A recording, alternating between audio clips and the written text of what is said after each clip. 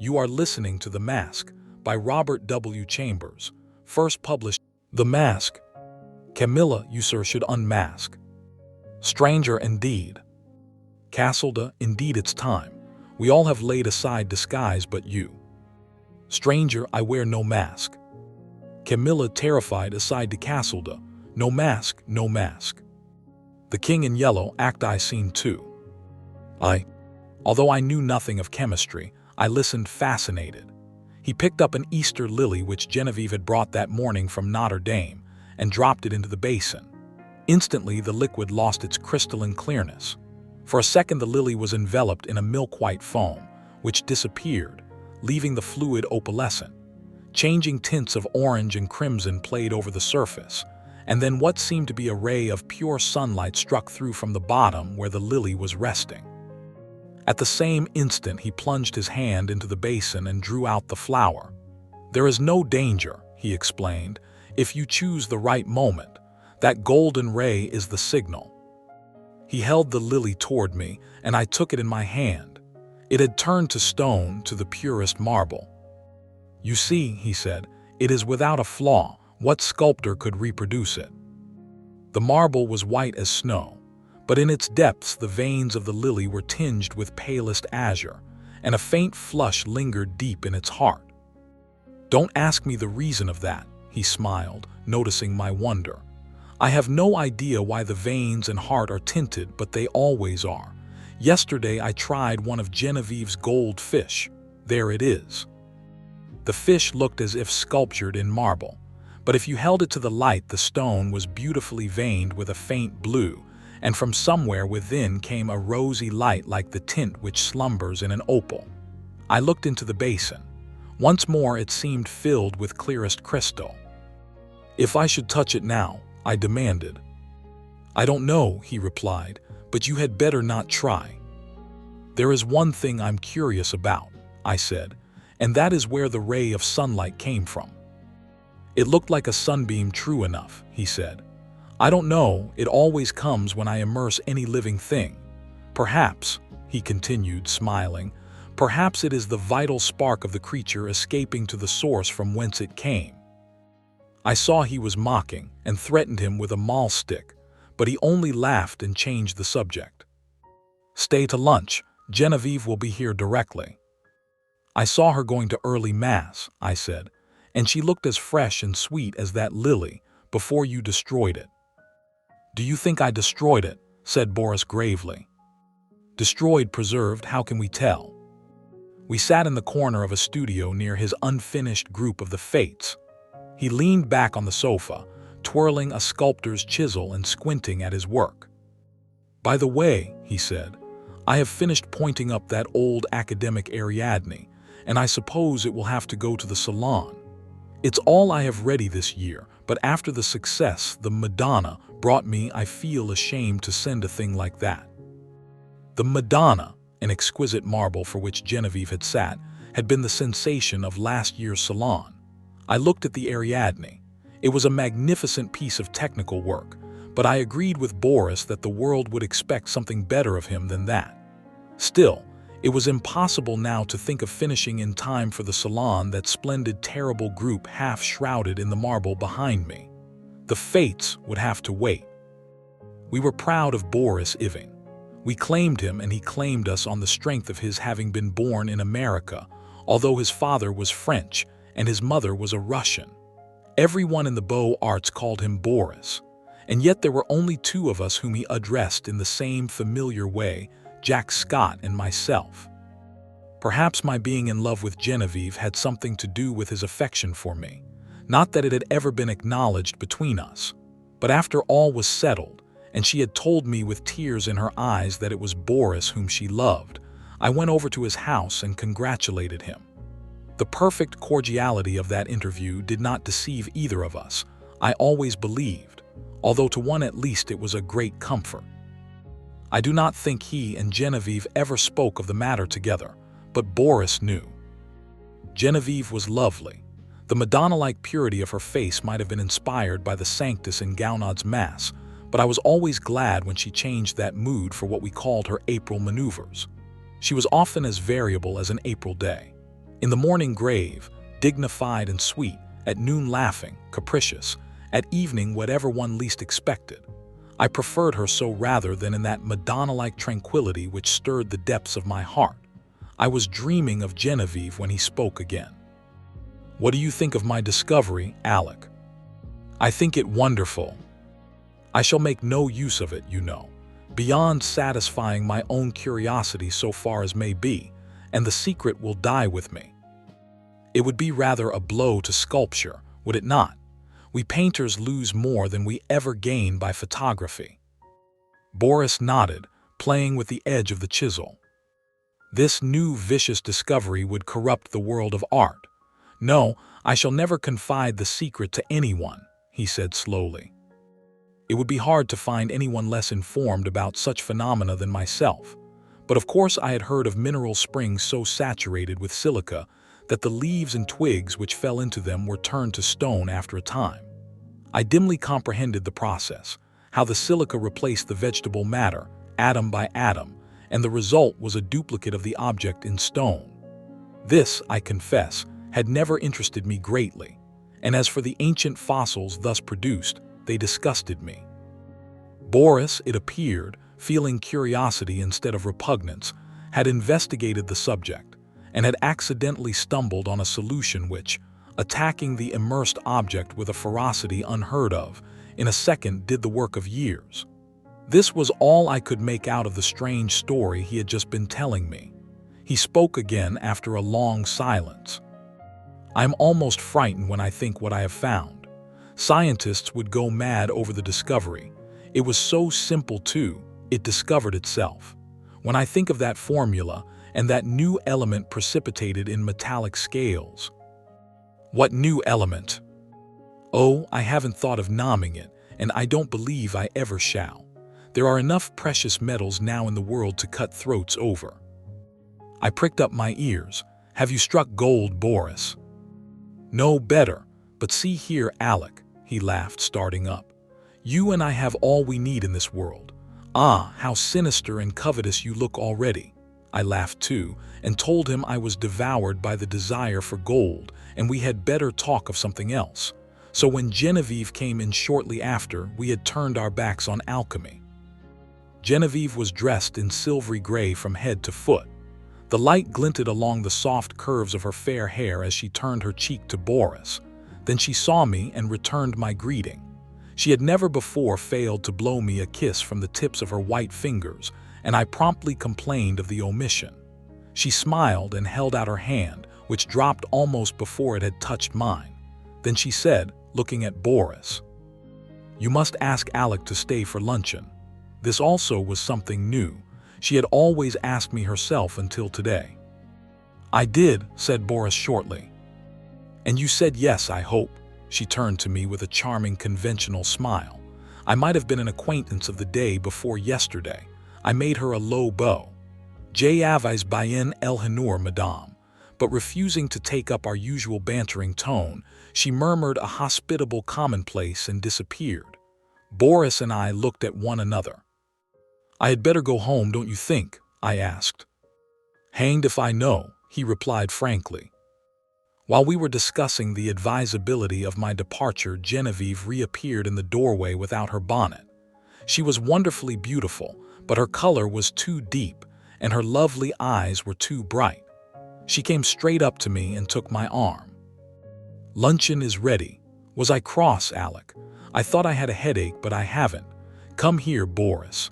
And she slipped her other arm through his. "Alec knows that after you there is no one in the world whom I like as well as I like him, so if he sometimes feels snubbed it won't hurt him." "Allah ben Hur," I cried, "who says there are no thunderstorms in April?" "Are you ready?" chanted Boris. I ready, and arm in arm we raced into the dining room, scandalizing the servants. After all, we were not so much to blame. Genevieve was 18, Boris was 23, and I not quite 21. Aye. Some work that I was doing about this time on the decorations for Genevieve's boudoir kept me constantly at the quaint little hotel in the Rue Saint-Cecil. Boris and I in those days labored hard, but as we pleased. Which was fitfully, and we all three, with Jack Scott, idled a great deal together. One quiet afternoon, I had been wandering alone over the house examining curios, prying into odd corners, bringing out sweetmeats and cigars from strange hiding places, and at last I stopped in the bathing room. Boris, all over clay, stood there washing his hands. The room was built of rose-colored marble excepting the floor, which was tessellated in rose and gray. In the center was a square pool sunken below the surface of the floor. Steps led down into it. Sculptured pillars supported a frescoed ceiling. A delicious marble Cupid appeared to have just alighted on his pedestal at the upper end of the room. The whole interior was Boris' work and mine. Boris, in his working clothes of white canvas, scraped the traces of clay and red modeling wax from his handsome hands and coquetted over his shoulder with the Cupid. "I see you," he insisted. "Don't try to look the other way and pretend not to see me. You know who made you, little humbug." It was always my role to interpret Cupid's sentiments in these conversations, and when my turn came I responded in such a manner that Boris seized my arm and dragged me toward the pool, declaring he would duck me. Next instant he dropped my arm and turned pale. "Good God," he said, "I forgot the pool is full of the solution." I shivered a little, and dryly advised him to remember better where he had stored the precious liquid. "In heaven's name, why do you keep a small lake of that gruesome stuff here of all places?" I asked. "I want to experiment on something large," he replied. "On me, for instance." "Ah, that came too close for jesting, but I do want to watch the action of that solution on a more highly organized living body. There is that big white rabbit," he said, following me into the studio. Jack Scott, wearing a paint-stained jacket, came wandering in, appropriated all the oriental sweetmeats he could lay his hands on, looted the cigarette case, and finally he and Boris disappeared together to visit the Luxembourg Gallery, where a new silver bronze by Rodin and a landscape of Monet's were claiming the exclusive attention of artistic France. I went back to the studio and resumed my work. It was a Renaissance screen, which Boris wanted me to paint for Genevieve's boudoir. But the small boy who was unwillingly dawdling through a series of poses for it today refused all bribes to be good. He never rested an instant in the same position, and inside of 5 minutes I had as many different outlines of the little beggar. "Are you posing, or are you executing a song and dance, my friend?" I inquired. "Whichever monsieur pleases," he replied with an angelic smile. Of course I dismissed him for the day, and of course I paid him for the full time, that being the way we spoil our models. After the young imp had gone, I made a few perfunctory daubs at my work, but was so thoroughly out of humor that it took me the rest of the afternoon to undo the damage I had done. So at last I scraped my palette, stuck my brushes in a bowl of black soap, and strolled into the smoking room. I really believe that, excepting Genevieve's apartments, no room in the house was so free from the perfume of tobacco as this one. It was a queer chaos of odds and ends, hung with threadbare tapestry. A sweet-toned old spinet in good repair stood by the window. There were stands of weapons, some old and dull, others bright and modern, festoons of Indian and Turkish armor over the mantel, 2 or 3 good pictures, and a pipe rack. It was here that we used to come for new sensations in smoking. I doubt if any type of pipe ever existed which was not represented in that rack. When we had selected one, we immediately carried it somewhere else and smoked it, for the place was, on the whole, more gloomy and less inviting than any in the house. But this afternoon the twilight was very soothing. The rugs and skins on the floor looked brown and soft and drowsy. The big couch was piled with cushions. I found my pipe and curled up there for an unaccustomed smoke in the smoking room. I had chosen one with a long, flexible stem, and lighting it fell to dreaming. After a while it went out, but I did not stir. I dreamed on and presently fell asleep. I awoke to the saddest music I had ever heard. The room was quite dark. I had no idea what time it was. A ray of moonlight silvered one edge of the old spinet, and the polished wood seemed to exhale the sounds as perfume floats above a box of sandalwood. Someone rose in the darkness and came away weeping quietly, and I was fool enough to cry out, "Genevieve."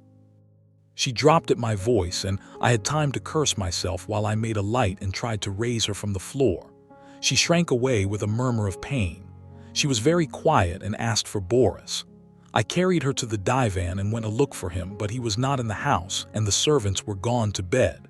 Perplexed and anxious, I hurried back to Genevieve. She lay where I had left her, looking very white. "I can't find Boris nor any of the servants," I said. "I know," she answered faintly. "Boris has gone to EPT with Mr. Scott. I did not remember when I sent you for him just now. But he can't get back in that case before tomorrow afternoon, and are you hurt?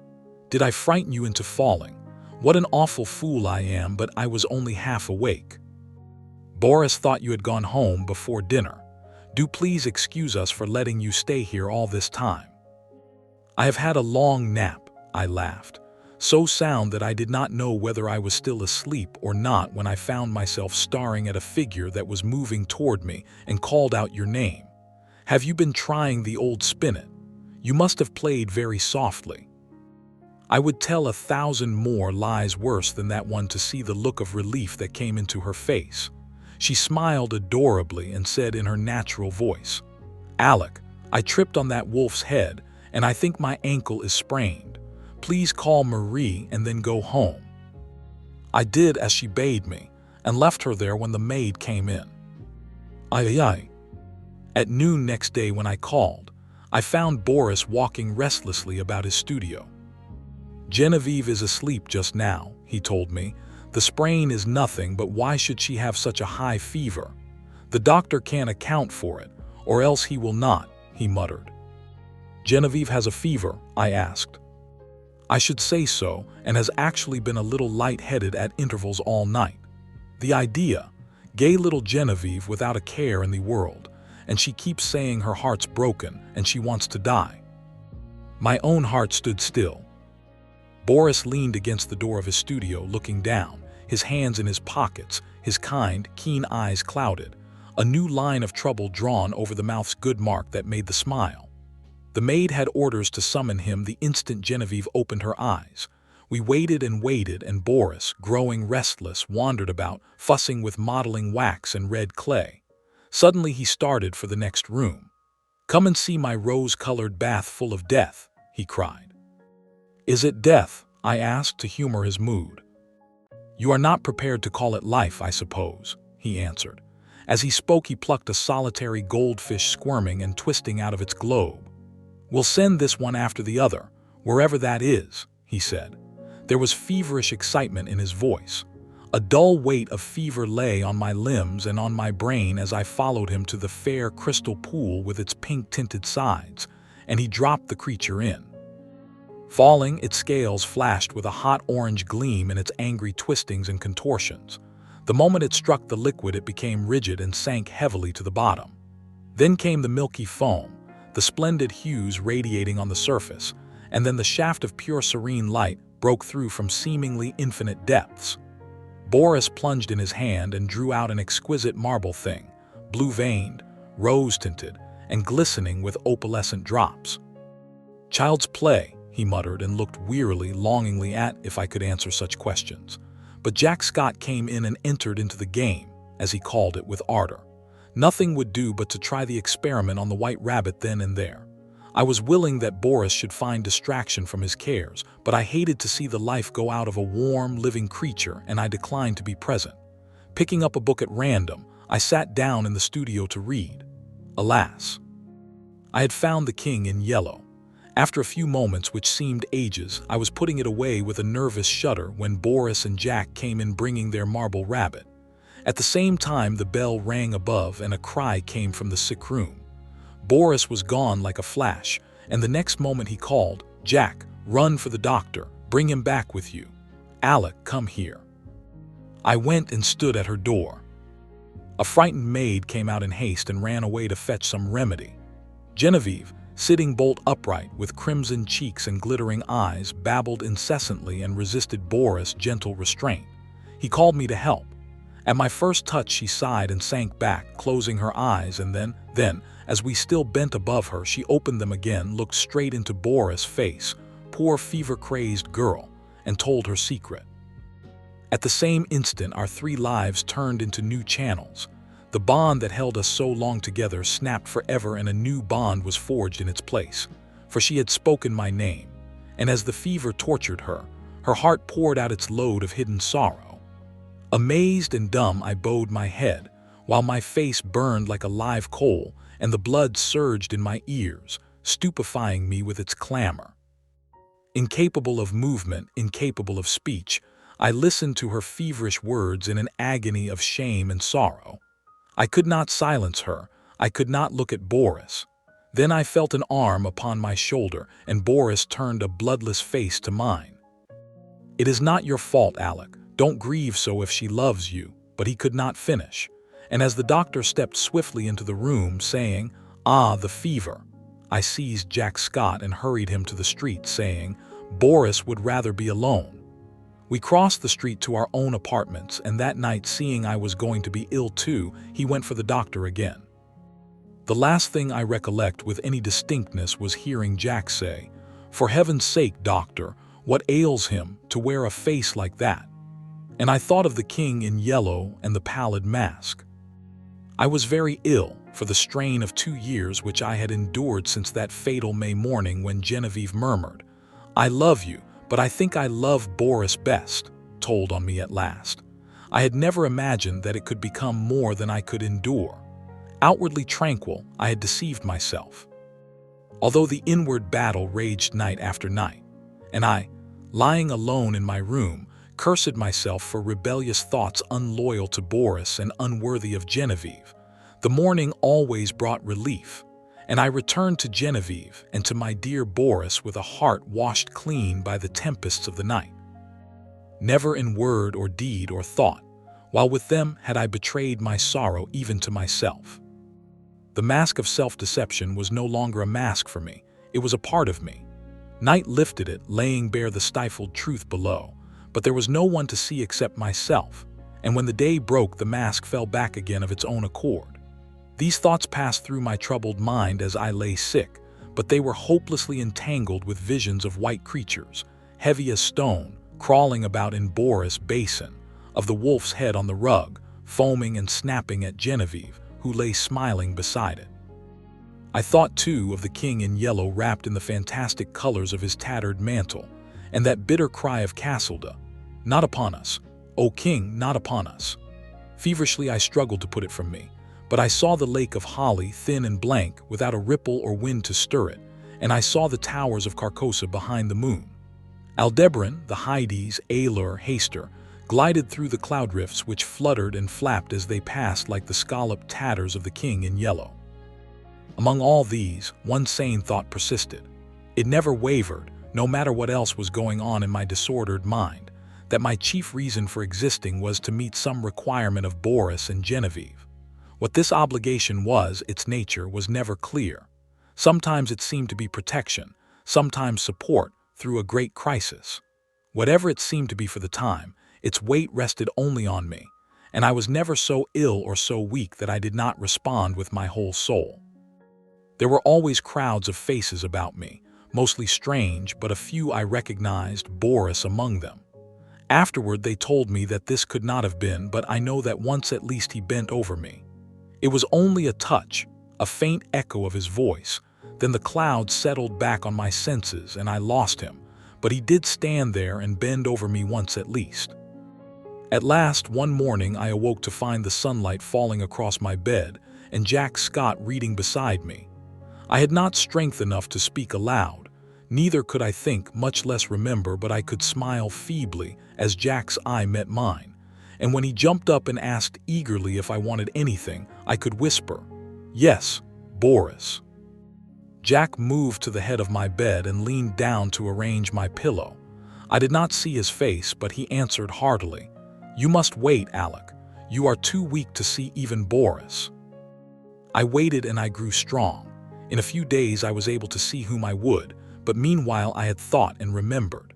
From the moment when all the past grew clear again in my mind, I never doubted what I should do when the time came, and I felt sure that Boris would have resolved upon the same course so far as he was concerned. As for what pertained to me alone, I knew he would see that also as I did. I no longer asked for anyone. I never inquired why no message came from them. Why during the week I lay there, waiting and growing stronger, I never heard their names spoken. Preoccupied with my own searchings for the right way, and with my feeble but determined fight against despair, I simply acquiesced in Jack's reticence, taking for granted that he was afraid to speak of them, lest I should turn unruly and insist on seeing them. Meanwhile, I said over and over to myself, how would it be when life began again for us all? We would take up our relations exactly as they were before Genevieve fell ill. Boris and I would look into each other's eyes, and there would be neither rancor nor cowardice nor mistrust in that glance. I would be with them again for a little while in the dear intimacy of their home, and then, without pretext or explanation, I would disappear from their lives forever. Boris would know. Genevieve, the only comfort was that she would never know. It seemed, as I thought it over, that I had found the meaning of that sense of obligation which had persisted all through my delirium, and the only possible answer to it. So, when I was quite ready, I beckoned Jack to me one day and said, "Jack, I want Boris at once, and take my dearest greeting to Genevieve." When at last he made me understand that they were both dead, I fell into a wild rage that tore all my little convalescent strength to atoms. I raved and cursed myself into a relapse, from which I crawled forth some weeks afterward a boy of 21 who believed that his youth was gone forever. I seemed to be past the capability of further suffering, and one day when Jack handed me a letter and the keys to Boris' house, I took them without a tremor and asked him to tell me all. It was cruel of me to ask him, but there was no help for it, and he leaned wearily on his thin hands to reopen the wound which could never entirely heal. He began very quietly. "Alec, unless you have a clue that I know nothing about, you will not be able to explain any more than what has happened. I suspect that you would rather not hear these details, but you must learn them, else I would spare you the relation. God knows I wish I could be spared the telling. I shall use few words. That day when I left you in the doctor's care and came back to Boris, I found him working on the fates. Genevieve, he said, was sleeping under the influence of drugs. She had been quite out of her mind, he said. He kept on working, not talking anymore, and I watched him. Before long, I saw that the third figure of the group, the one looking straight ahead, out over the world, bore his face, not as you ever saw it, but as it looked then and to the end. This is one thing for which I should like to find an explanation, but I never shall. Well, he worked and I watched him in silence, and we went on that way until nearly midnight. Then we heard the door open and shut sharply and a swift rush in the next room. Boris sprang through the doorway and I followed, but we were too late. She lay at the bottom of the pool, her hands across her breast. Then Boris shot himself through the heart. Jack stopped speaking. Drops of sweat stood under his eyes and his thin cheeks twitched. I carried Boris to his room. Then I went back and let that hellish fluid out of the pool, and turning on all the water, washed the marble clean of every drop. When at length I dared descend the steps, I found her lying there as white as snow. At last, when I had decided what was best to do, I went into the laboratory and first emptied the solution in the basin into the waste pipe. Then I poured the contents of every jar and bottle after it. There was wood in the fireplace, so I built a fire, and breaking the locks of Boris' cabinet, I burnt every paper, notebook and letter that I found there. With a mallet from the studio, I smashed to pieces all the empty bottles. Then loading them into a coal scuttle, I carried them to the cellar and threw them over the red-hot bed of the furnace. 6 times I made the journey, and at last, not a vestige remained of anything which might again aid in seeking for the formula which Boris had found. Then at last I dared call the doctor. He is a good man, and together we struggled to keep it from the public. Without him, I never could have succeeded. At last we got the servants paid and sent away into the country, where old Rosier keeps them quiet with stories of Boris and Genevieve's travels in distant lands, from whence they will not return for years. We buried Boris in the little cemetery of Severs. The doctor is a good creature, and knows when to pity a man who can bear no more. He gave his certificate of heart disease and asked no questions of me. Then, lifting his head from his hands, he said, "Open the letter, Alec. It is for us both." I tore it open. It was Boris, dated a year before. He left everything to Genevieve, and in case of her dying childless, I was to take control of the house in the Rue Saint-Cecil, and Jack Scott the management at EPT.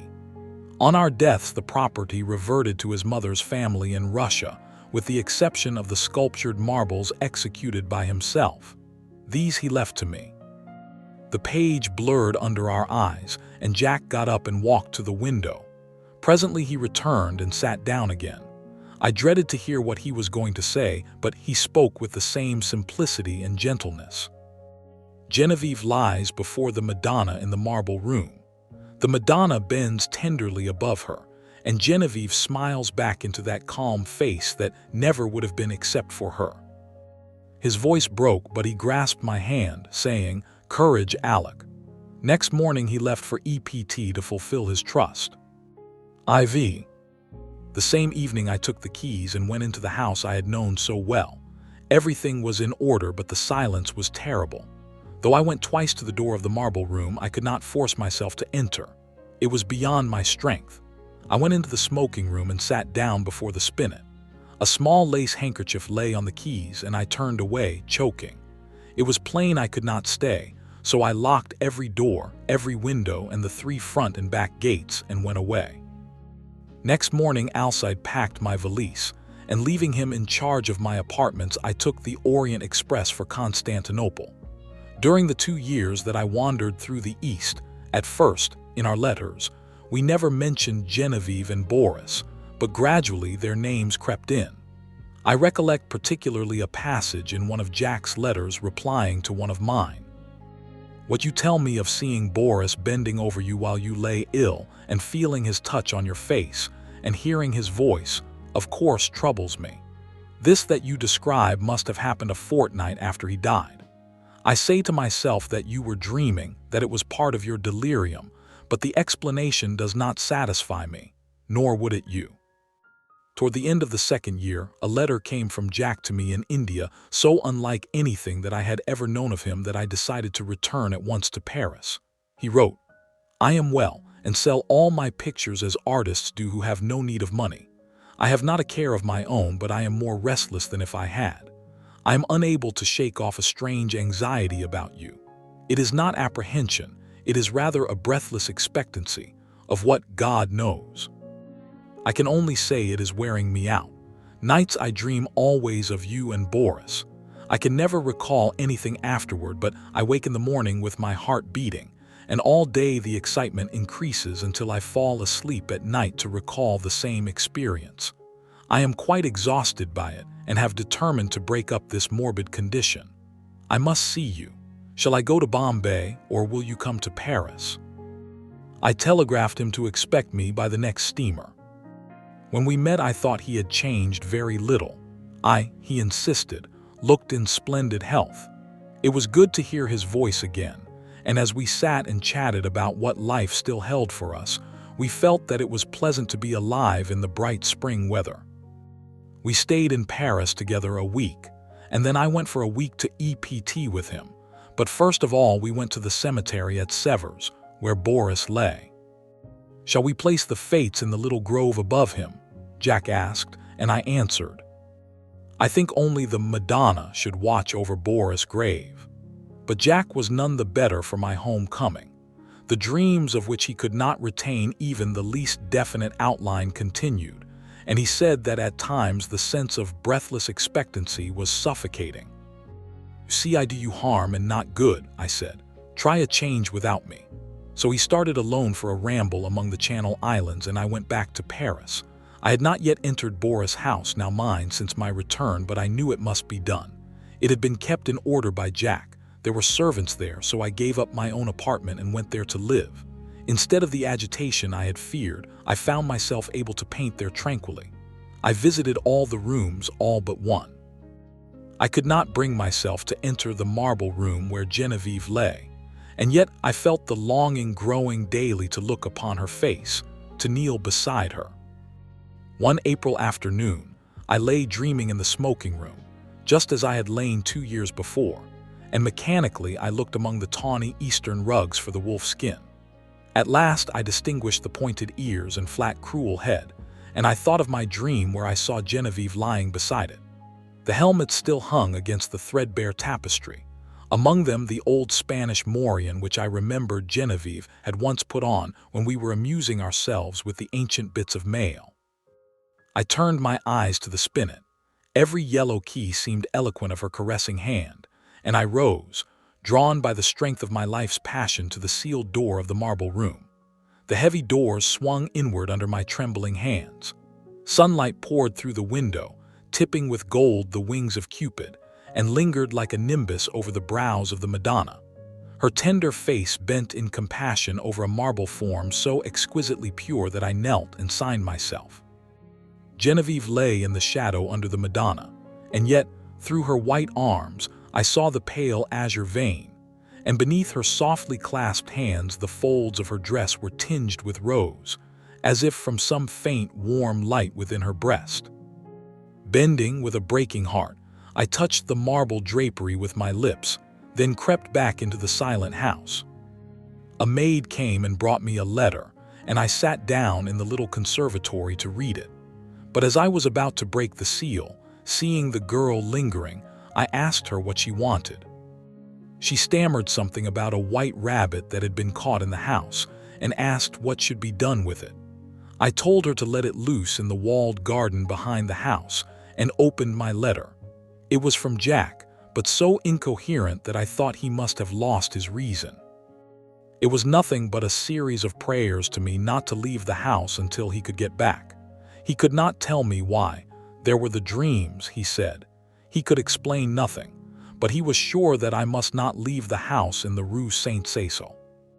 As I finished reading, I raised my eyes and saw the same maidservant standing in the doorway holding a glass dish in which 2 goldfish were swimming. "Put them back into the tank and tell me what you mean by interrupting me," I said.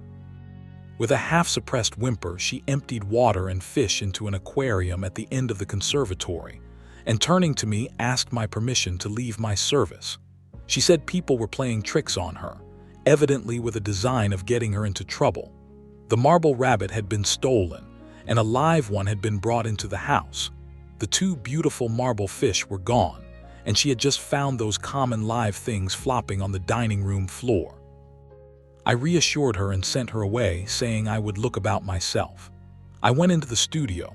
There was nothing there but my canvases and some casts, except the marble of the Easter lily. I saw it on a table across the room. Then I strode angrily over to it.